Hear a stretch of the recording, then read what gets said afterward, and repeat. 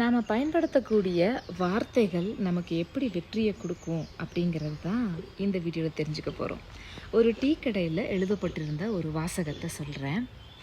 இருவடை எடுத்து ஒருவடை என்பார், திருவோடு ஏந்தி தெருவோடு போவார். இதை படிக்கக்கூடிய அந்த வட திருடர்களுக்கு கண்டிப்பாக நறுக்குன்னு இருக்கும். என்னடா நம்மளை சொல்லிட்டாங்களே, சரி இனிமேலாவது செய்யக்கூடாது அப்படின்ற ஒரு விஷயத்த ரொம்ப ரொம்ப சூசகமாக அழகாக அவங்க புகுத்தியிருந்தாங்க. அதே மாதிரி ஒரு மீன் கடையில் எழுதப்பட்டிருந்த வாசகம் என்ன தெரியுமா? இன்று மீன் சாப்பிட வேண்டாம் என்று தான் இருந்தேன், ஆனால் மீனவன் சாப்பிட வேண்டாமா? அதே போல் ஒரு ஆட்டோவில் எழுதியிருந்த வாசகத்தையும் நான் சொல்லிடுறேன். உங்களின் வழிச்செலவு எங்களின் வாழ்க்கை செலவு. எவ்வளோ அழகாக சொல்லியிருக்காங்க. இது மாதிரி தான் ஒவ்வொரு இடத்துலையும் நம்ம பயன்படுத்தக்கூடிய வார்த்தைகளை ரொம்ப யோசித்து கவனமாக எப்படி பயன்படுத்தணும்னு புரிஞ்சுக்கிட்டு நம்ம பயன்படுத்தும் போது நிச்சயமாக நமக்கு வெற்றி கிடைக்கும்.